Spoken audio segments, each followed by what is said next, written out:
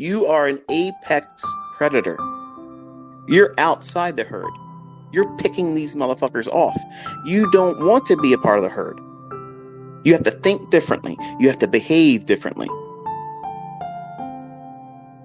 Everything in a herd gets consumed. They're food.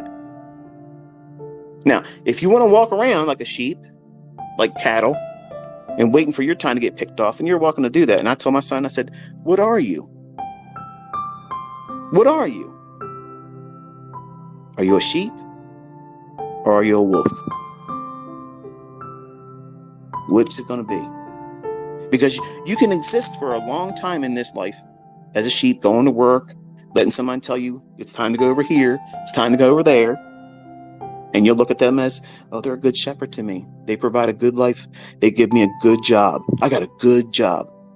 Fuck your good job. I don't want your job. There is no job out there that I want, and none of them is good enough for my son. None of them are good enough for any of my sons.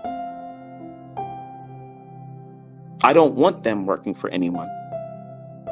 I want them to be able to write the check that they want every week based on their own efforts, their own steam, and managing the risks and knowing that they may not get the win that they wanted. It may not pan out. They may have a loss, but it ain't going to cause them to go on tilt and just completely wreck themselves.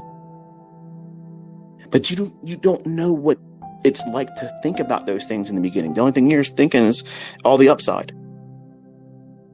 And the ones that are conscious about the risk, that keeps them from wanting to do anything because they're afraid. And that's where he's at right now, because he put money in out of his own pocket to do these resets. And he felt like that was recklessness, and it was.